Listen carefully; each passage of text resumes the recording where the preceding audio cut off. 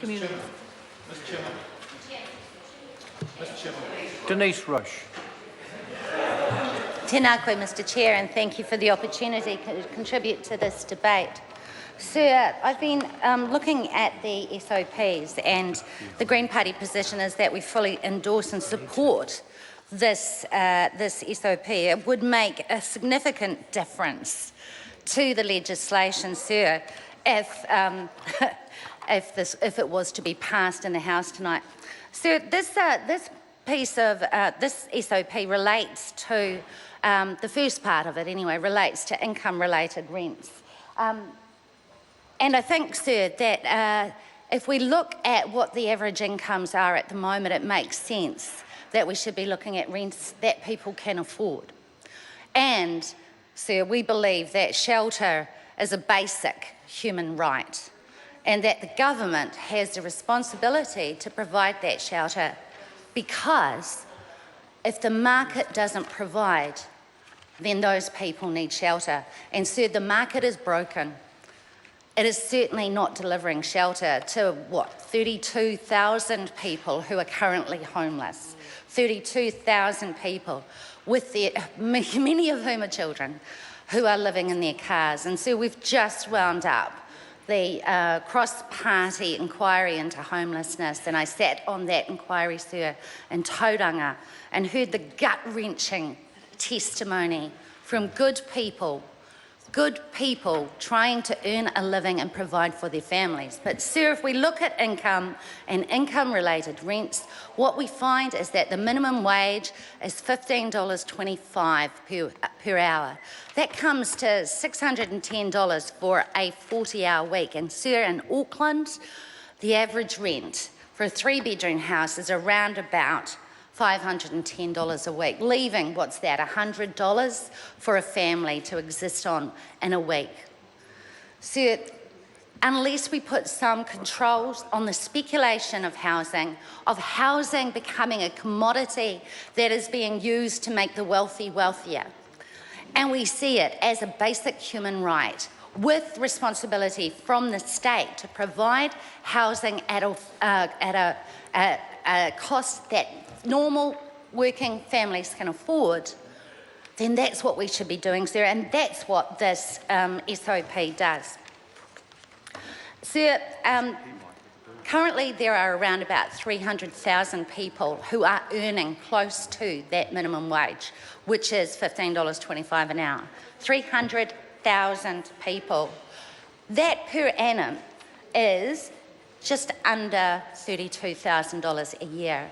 And if you consider the cost of rental accommodation in Auckland, which is becoming increasingly beyond the capacity, beyond the affordability of normal working families, and you also consider that it's way beyond the price of normal families on the minimum hourly rate to actually be able to afford to buy any of these homes, given that Auckland, it's now, $1 million on average to buy a normal place to live.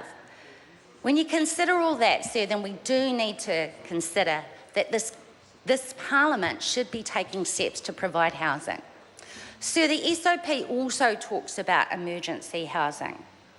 And this, sir, is something that we really should be looking at. We cannot be continuing on with this situation where we are putting people in motels, putting families in motels, where families with small children are ending up in boarding house rooms just for shelter. That is a shameful, shameful way to be. And I want to thank the member for putting forward this SOP, which we will be supporting wholeheartedly.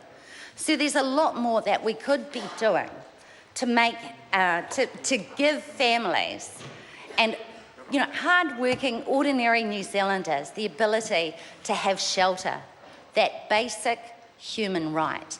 And this, sir, is an SOP which will deliver it. And I think we should be supporting it. Point of order. Point of order. Rents. Point of order, the Honourable Michael Woodhouse. Mr. Chairman, I seek your ruling under Standing Order 3022 about the admissibility of Part 8 in Mr. Twyford's name. Before the dinner adjournment, I raised this point on SOPs amending the Income Tax Act, the Overseas Investment Act, and the Resource Management Act, and they were declined on the basis that, however oblique, those SOPs did relate to the issue of housing affordability.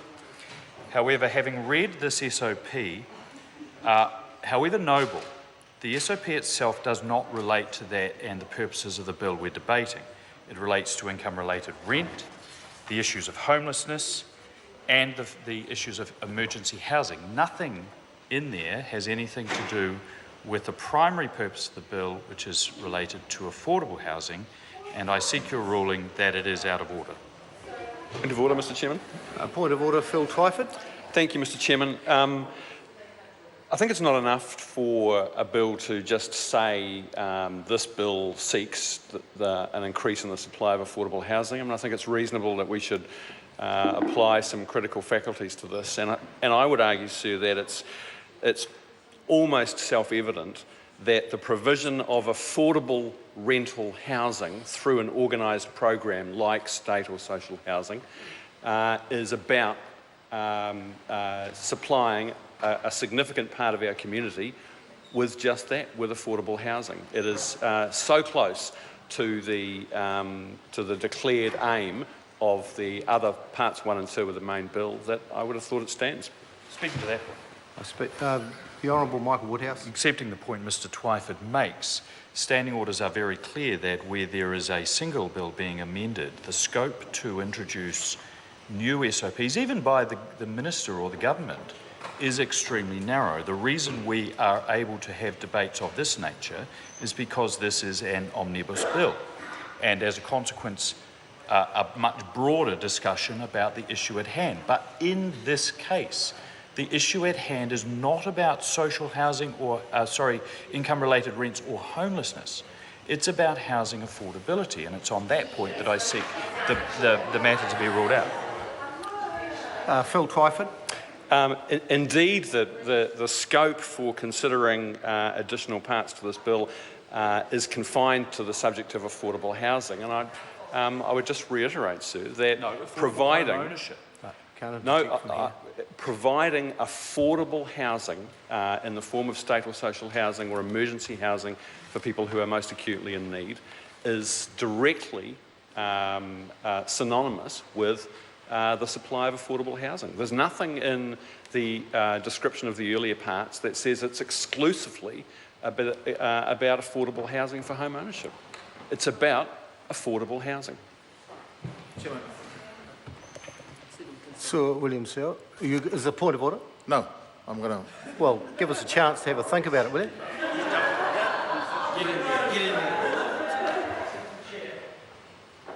Is it a point of order? Just speaking to the point of order. Yes. I would like to make very strongly the point that the term affordable housing does include rental housing, does include social housing. And the two things are actually directly interrelated. People who cannot afford to buy houses do actually have to rent houses. And the problem is that some of them can't even do that. So this has to be looked at considerably wider than the Minister has indicated. It is not as narrow as he tried to persuade you, Mr. Chairman. Affordability is a very broad subject, and we were assured when I raised a point of order at the very beginning of this debate that this would be a wide-ranging debate. And Mr. Chairman, it wouldn't have to be very wide if you were to include affordability of housing, whether it be rental or house purchases, as part of the consideration of this bill.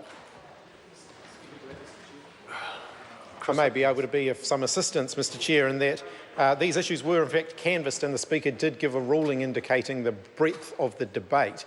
One of the issues that this bill deals with is the disposal of state housing land. So therefore, it does actually open up the scope of debate around affordable rental housing and state housing, and or what the government now calls social housing. I'm prepared to rule on this matter now. There are a number of matters within the SOP which there are some matters which I don't think fit within the scope. For instance, the plan to end homelessness in this, but I do note that on page 2, the purpose of the bill is to support the wider government program of work to increase the supply and affordability of housing, not referring to home ownership, and to maintain the momentum of strong growth in new home construction. New home construction, to the view of the Chair, is that includes rental accommodation.